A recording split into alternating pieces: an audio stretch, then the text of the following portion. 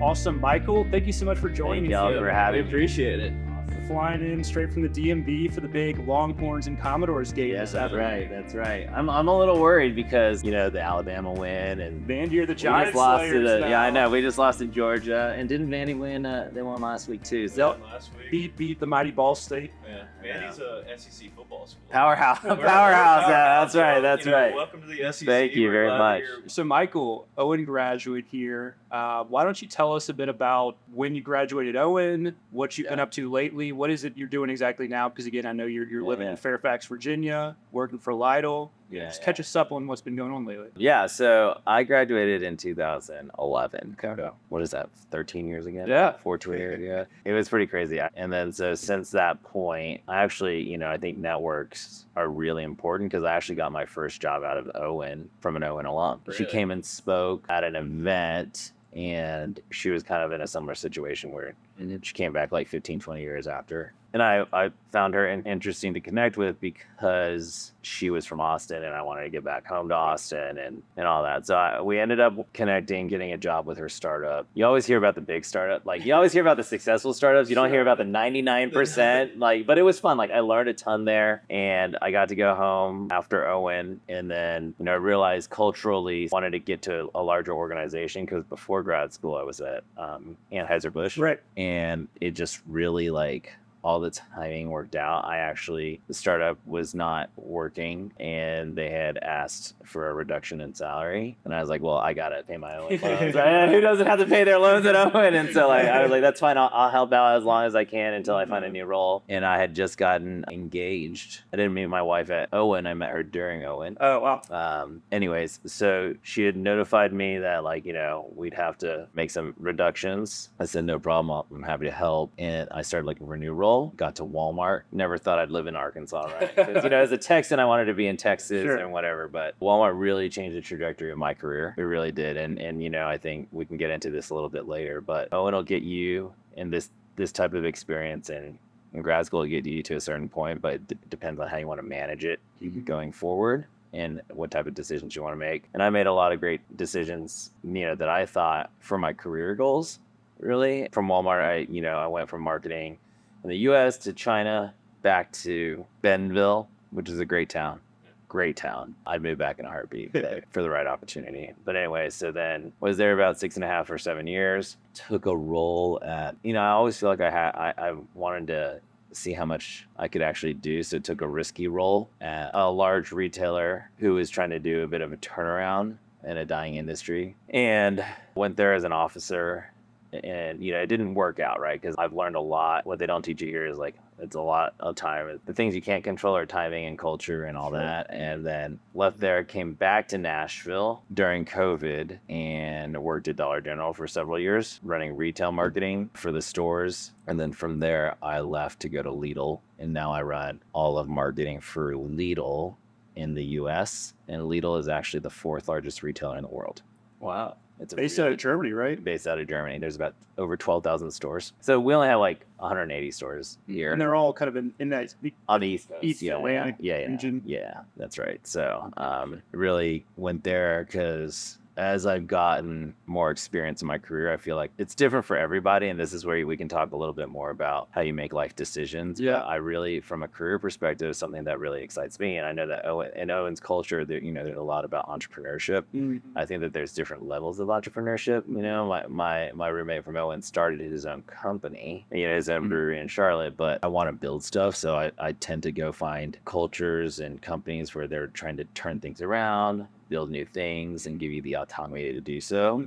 And it right now, my current role feels like a really great fit. Yeah. Because I'm excited and stimulated at work, and they give me the autonomy to build things. Yeah. And I've made a lot of decisions about my career, but it gets harder if you have personal choices like a family to think about, right? And so moving them around is really, really hard. I actually learned here at the Career Center when I was looking for a role, there's 3 buckets: location, function, and company. Mm-hmm.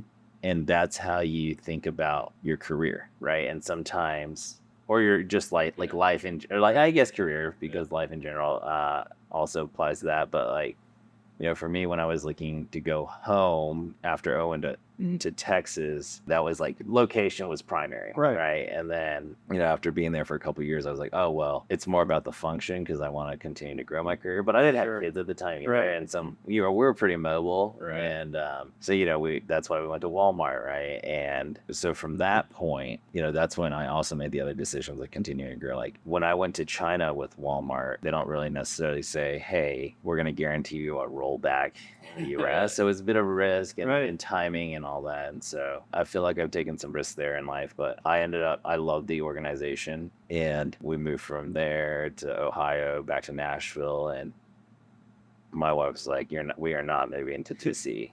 And because like we have 2 kids now, that we still have a very strong community here and network. But this comes back to like location, function, company. And I said, I promise you, like, let's go try this out. And, like, let's make this thing work. Here we go. Hopefully. I hope so. I mean, DC or Fairfax is not such a bad place. No, it's not. It's just expensive. Like people say Nashville's expensive, but it is a tier up across the board. Yeah, 100%, 100%. But so just digging in a little bit on something that you mentioned several times, Michael, and that is culture. Yeah. And I thought you said something really interesting, and that something you don't learn in business school necessarily is that you can't control timing and you can't control culture. Mm-hmm. But it sounds like you've been incredibly thoughtful in these different career decisions and leaps that you've made. And so I would suspect that you've learned a little bit more about how to glean insights about a company's culture and whether or not that fit works for you or whether it doesn't. And it's really something you don't know until you experience one culture versus another. So I'm just curious, a lot of our fellow classmates are interested in, maybe they have big company experience, want to get some experience with a startup or vice versa. Can you just talk a little bit about that culture piece and how you've increased your knowledge base in making that decision, how that ultimately influences the company piece of that triangle that you mentioned? Yeah, I think when I got to Walmart, really what I loved about Walmart and my experiences there were the relationships and the collaboration I had. Because, different companies have different cultures. Like, I heard Amazon was like super intense, right? I'm like, Walmart's much more collaborative and all that. And so it just really depends on what kind of environment that you thrive in. I would never thrive in a finance world or situation because I have all these random ideas that like my blind spots are like I need people with structure and like numbers and stuff. And so that's why I lasted so long at Walmart. And then I think going to Dollar General, really they have a bit of a very scrappy mentality of making it happen and hustling and working hard, but everyone's like super like nice and you really like everybody you work with, because the majority of people are from Nashville. So, we love Nashville, right? So it was also a great cultural fit. But then, I get to Lidl and we've had to make some org changes. And I was watching as I make these org changes because every organization has to make tough decisions. I had to make some tough decisions this week. And it's interesting to see how the people react. And so the day after I made some changes to my org, like this employee quit. She was like, I'm done. Like, she's like, she couldn't handle it in terms of, and I understand it's a very emotional time when you make like headcount decisions and changes in the team. But I found that culturally, like kind of corporate life isn't for everybody. And so as you continue to navigate the corporate world after school, you'll find like where you can thrive or where you're like enjoy, where it doesn't feel like work, right? You feel like you're like friends, right? You're excited to come in every day. Exactly, and like you're not like, oh, these people really suck, like dreading your 9 to 5. Yeah, exactly. So long story short, I think it comes with experience, and I think you'll identify where you will be able to thrive in certain environments in your career. And I have had counterparts that are very process oriented, right? And they come from CPG and retail are completely different because like in retail, you can make a decision and you can see the impact the next day. I think CPG or like when you're building a product that you're selling, like a physical product, lead times are much longer. I think it's different stress. But I think the type of people there tend to thrive because they're better at planning and like not reactive, but and more process driven. And so sometimes when I have a very high level of respect for process because I think it's needed. But in my industry, like in retail, you gotta like make quick decisions and changes and flip on a dime. And so culturally, I think I've seen a lot of times with CPG trained professionals come into retail, they don't really succeed as much. And vice versa for people in retail, they go to CPG, oh, why is it so slow? Like, why can't we get these now? So Interested. Well, yeah, one thing I want to touch on is, have you, you were in Bentonville, you were in Nashville, you're now in Fairfax, and you had that stint in China as well. Yeah. Did your leadership style change with these different organizations, or did you work with your groups to kind of, conform to what you thought was the, appropriate leadership style that you had? So the first time I actually had a team was when I went to China, and they could all speak English, but it was like second language, so it was kind of broken. And I can speak Mandarin, but my Mandarin is very broken. Let's meet each other halfway. Yeah. So it's everything was broken and like whatever. But I think the biggest thing I learned there, because it was one of my first times as a manager of like more than like 10 people, was like, I think feedback is a gift. Being transparent and setting expectations will never, 99% of the time, will help in terms of the management of people and teams and leadership. The example that comes to mind is this employee, she was driving me bonkers, right? Like really all over the place. And I just, super nice. And then clearly leadership was not happy with her. And we had to basically force rank employee evaluations. And I like to be friends with everybody if I can, or joke around. And so like the idea of someone not liking you is like, it's hard, right? And so it was like the week before I left to come back to the States. And I was like, it was a really difficult conversation, and I was like, you're not performing as I expected. And she's like, well, why am I hearing about this for the first time? I done this, and like she wrote this really long email and like wrote it and sent it to me and sent it to the CMO of the department, and I was like, don't worry about it. But I think that was like one of the first lessons in managing a team. It's like level setting on your expectations, right? Yeah. Because if they don't know what you expect, then they have to start guessing, and then it makes things even harder. So being transparent and open and honest communication, right? I'm still continuing to learn and get that reinforced to me, even in my 15 years later, because I was on till like 7:30 yesterday and having a conversation that I didn't think I needed to have about finance, which I don't like talking about. But I was like, man, if I had only level set expectations before, we wouldn't be scrambling. Right. And so even as my teams continue to grow and the number of people I continue to manage, the level setting on expectations, operating with transparency and communication, those still continue to be true. Like those are really important in terms of managing a team. Right. And it's interesting. I was talking to somebody, and I had to make these org changes, and I was really like, it's never easy, right? Like I had to have these difficult conversations, some decisions that I had to make, and it's hard because it sits with you because you made the decision, and it's coming. And someone asked me, well, why is it weighing on you so heavily? And I was like, I don't know, just because people think it's the end of the world. But I guarantee you, like the number of people, and we can talk about this later, but like the number of people that have been impacted by org changes, I guarantee you at least half of your class will have that type of experience. Sure. And it's not about talent, it's about culture, and it's about timing, right? Like, and I can get to that in a second, but back to like, my buddy was like, why is it weighing on you? So he's like, well, don't you think that if they know it's coming, like, have you had those like kind of direct conversations? And I was like, yes, but they could probably be a little bit more direct. Right. Like, so I guess my point is, the older I get, or the more experienced I become, the more like you realize that there's no time to really BS. Right. I think if you can stomach being as direct as possible, it's going to make things easier for everybody. You're going to save time. Yeah. It's going to make decisions easier. And, I find that as you get into leadership roles, it's all about making decisions. Don't question your decisions. You made the call. Like, it's no different than, when we're going to be on the football field, right? Like, right. Everyone, it's always easy to criticize, like, the play calling after. Yeah. But like in the moment, it's and then you own the decisions, right? So especially in a like you just said, a quick moving industry. Yeah, that's right. Like grocery retail, exactly. So I'm curious. It sounds like your natural inclination, and I can relate to this, is to want people to like you. To be friendly. Who doesn't want to be liked?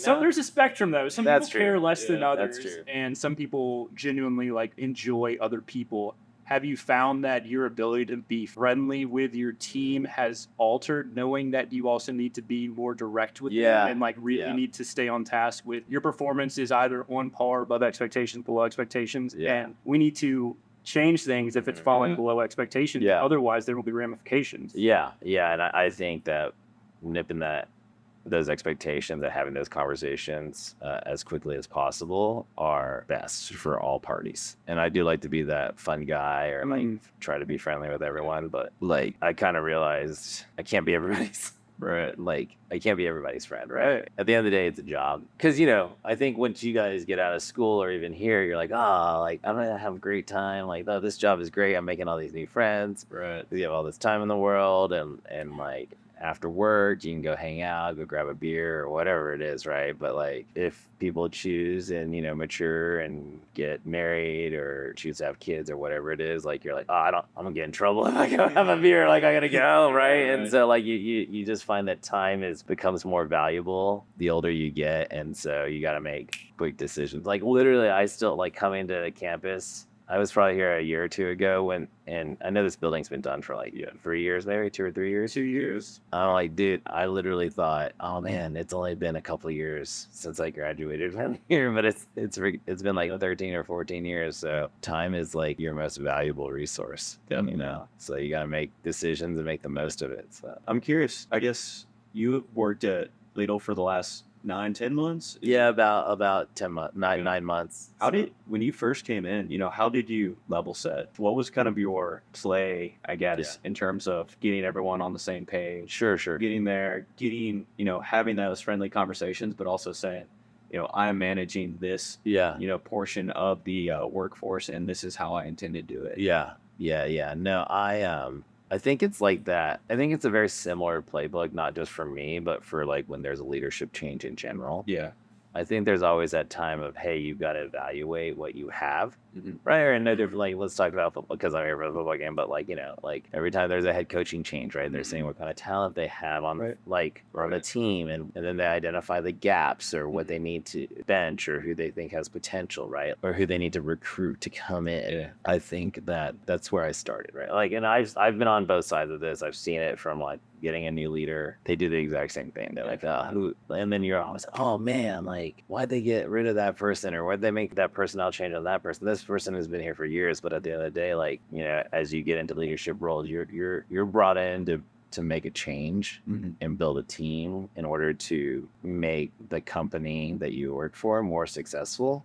And so I always go in with open eyes and just try to understand what people do.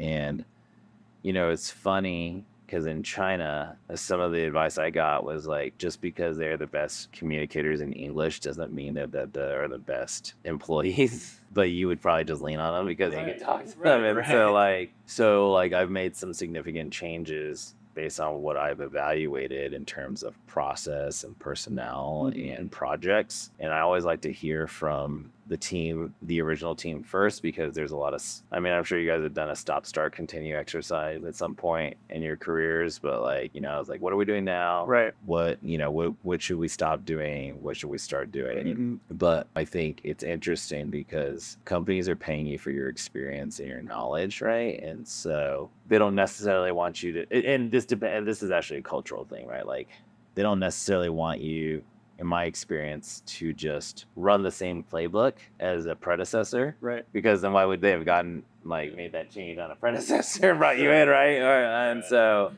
they want you to come in, have a fresh set of eyes, and say, how would you approach it? And so that's what I tend to do. It sounds like you start by listening to your employees and seeing, what are the problems? What do they think are the problems? Or, how can you be effective by just coming in, starting with that listening component and then going? Yeah, listening is really important. And that's actually also something that I find culturally is really important as an organization, because a lot of times, even when I was your all's age and coming out as like, I found that if people didn't listen to you or you couldn't effectively communicate, like you couldn't get your point across or trust you, right? And so one of the big draws to my current role is that when I met with the CEO, I made some suggestions and they listened and they were like, oh, that's great. And they make changes based on your suggestions. Right. And so I try to do the same thing, and I try to listen and hear what their point of view is. And I might not agree with it, but like at least have a point of view is really important for me. Like, I don't know, like it's kind of like when you ask someone for their, like I always say I don't pay people to execute, I pay people to think. And something coming out of here is like, we were talking about Brian McCann, like they pay you to, like, he actually, like, his frameworks, and I think that is one of the most valuable classes, is like it actually taught you to think, right? And so when you first come out of school at like undergrad, or you're an analyst or a coordinator, like those are all very executional roles. I think when you get here, you have 2 years to have fun and actually learn how to think. Right. And then where you learn how to think is where you can see will definitely help in terms of your career. So we've talked a lot, Michael, about your relationship with your team, how you approach that from one organization to the next, and listening is a big piece of it. I'm curious, there's another side to it where you have to have a relationship with your leaders as well. That's right. Your boss, the CEO, that's right, etc. How do you approach that relationship? Is there some principles you generally kind of employed? Before I get into those principles, I think for everyone, managing down and managing up are equally important. Right. I've seen different stops in my career where you could be the worst manager, but like these people know how to manage up, and people they'll get the best. They'll be like, oh, right. Reed's the worst like manager, but man, leadership loves Reed, right? Or like, and the employees are wondering. Yeah. That's exactly right. That's exactly right. And so this comes back to communication. I think having executive presence, which includes like being confident and being like concise in terms of your communication. I think, like they say, be brief, be gone. I think there's another be something in there. So. I don't know, but like I'm missing probably the most important one. But essentially, being able to communicate and articulate a concise point of view is really key to managing up, right? Because, and what I find that a lot of people make in terms of a mistake is they tend to tell you what they're just reporting the news or the weather, but not necessarily being like, well, what are you gonna do about it? The so what? Yeah, the so what, exactly. And so when I get an email or a question from leadership, I'm like, well, even if I don't know the answer, like, I'm not sure, but let me get back to you. Right. And when I get back to them, making sure that it's like, hey, like this is what's going on and this is what we're going to go do about it. Because once again, we pay people to think, we don't just pay people to do, And, something I had heard in my career is basically like things are always really complicated, right? But simplicity on the other side of complexity is like key, because when you communicate with leaders and executives, their minds are moving very quickly and they can't just dwell on problems or questions, right? Like they just need recommendations that are thoughtful and insightful, that are based on, as numbers or gut or whatever it is you want to call it. But like these executives also hire you to make decisions, right? And so making sure that you're articulate in that and concise and here's what I'm going to go do, right, tends to be much more helpful. Leaders also look for people that are probably, the word is not energy, but like probably you can just kind of give off a vibe of like if you really want to be there or if you're rowing in the boat, right? So just carrying yourself with confidence or showing some sort of excitement about what you're doing and what you're working on, right? And like I said, like I had someone leave on their own because it was a really tough week and their boss was kind of freaking out, but I told the boss, I said, hey, look, we don't want people that don't want to be here, right? Because it's probably harder to get them to and that's part of the cultural exactly. Yeah, and not every company is the right fit for you, right? And unfortunately, you're not going to know that until you get in. It's kind of like dating.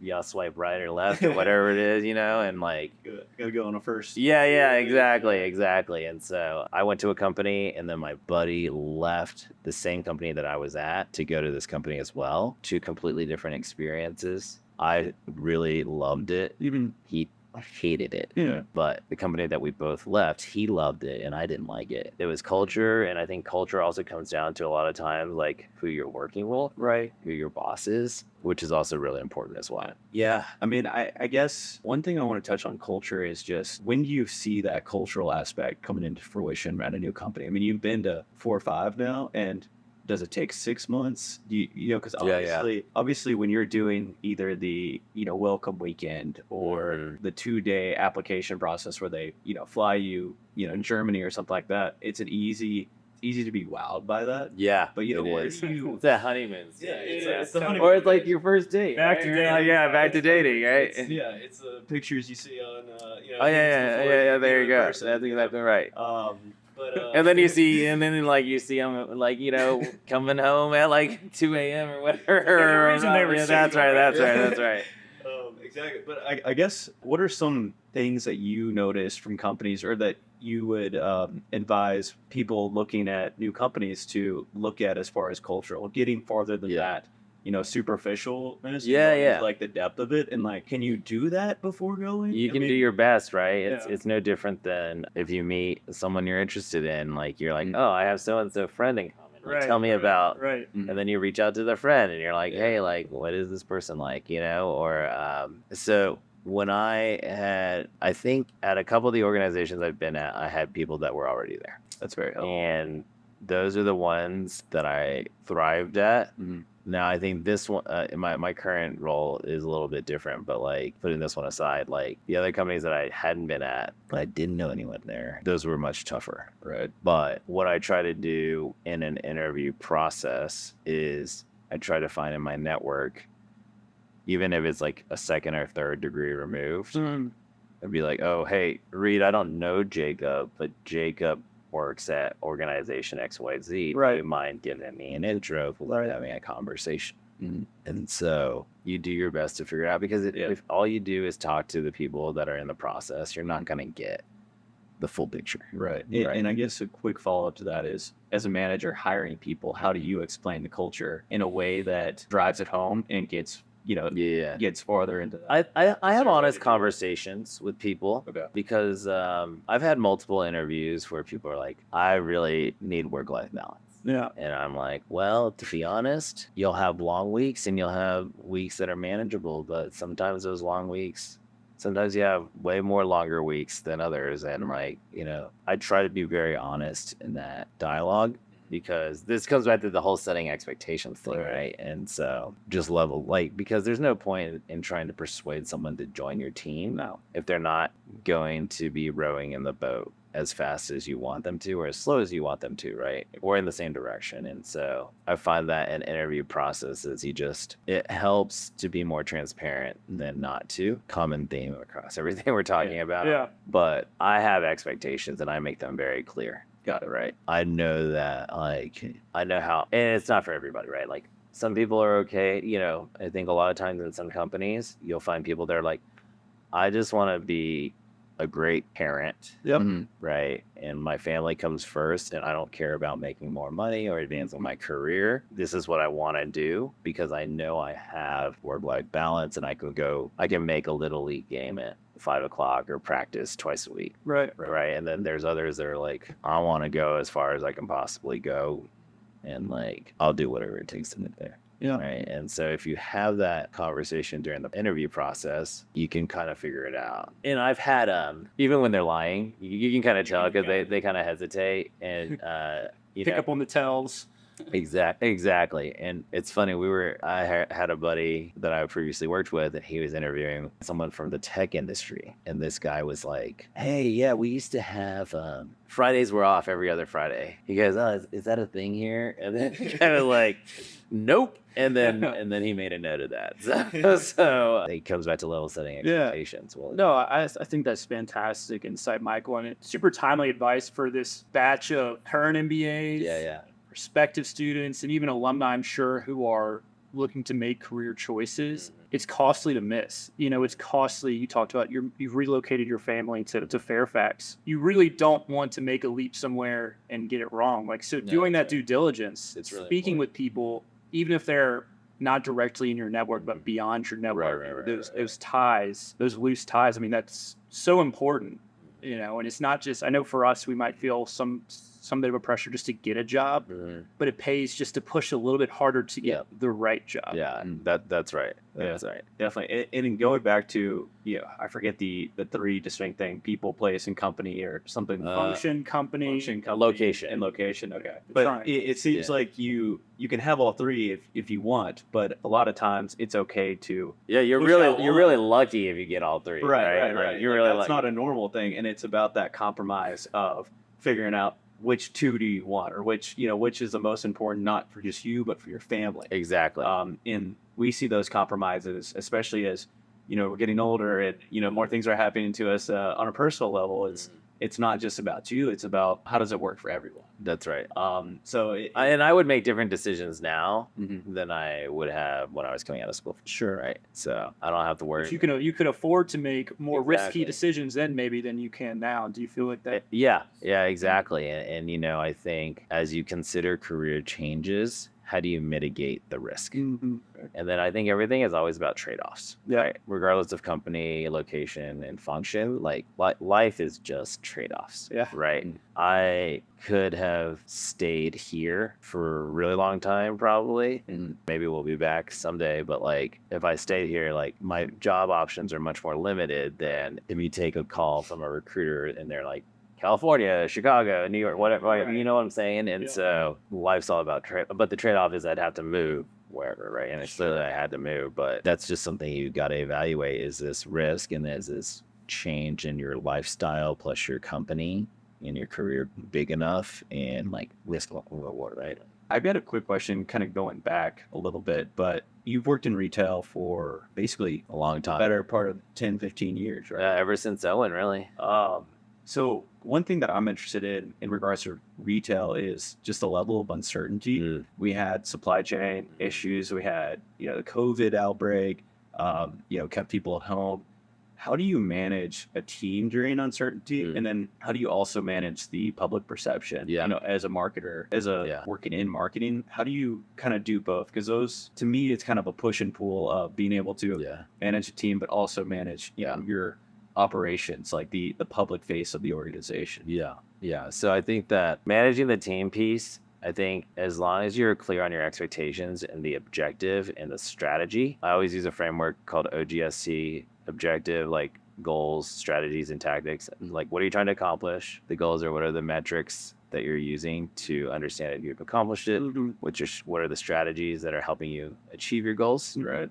And, the strategy, AKA a plan, right? And then tactics are like, hey, what are you going to go execute on to bring your plan to life? As long as the team has clarity in that and the vision, I find that tends to take care of things. Got it. Probably 80 to 90%. I mean, that just goes back to the transparency. Exactly. And then having that framework to do that. And, retail is so fast. And, when we say retail these days, it used to just be, you would think brick and mortar, but I consider everything. Right. Like, and whenever you're selling like a product or whatever it is, it's just retail, no matter online or offline.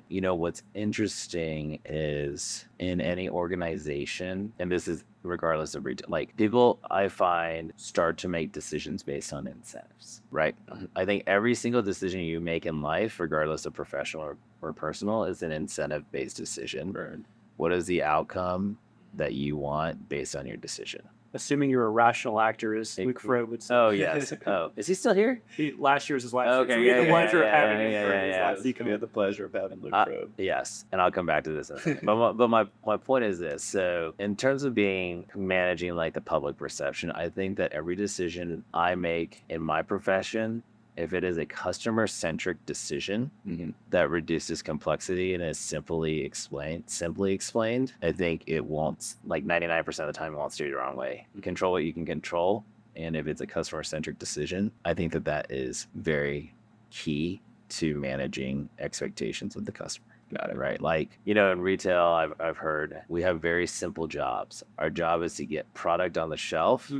And so that when a customer shows up, they can just buy the product. Like no customer cares about, there's a port strike or whatever. Like they're just like, I just want my thingamabob, right? And I want to buy it and I don't want it to be out of stock. Or if I drove to the store, I don't want to be like, oh God, I have to like go to another store. Like that's all they want. Right. Every customer you want a clean experience. You want to know that when you get to the store, And it's about expectation, right? Like, you're going to have my item, Right. and I'm going to pay what you said I was going to pay for it, and then I'm going to get out of there, right? Like, that's really it at the end of the day. And that is simplicity on the other side of complexity, because what they don't see is like, oh, like all the negotiation to get that product, and the supply chain of like getting it allocated, getting it in stock, getting it from the supplier to the distribution center to the store, getting an employee to put it on the shelf. Right.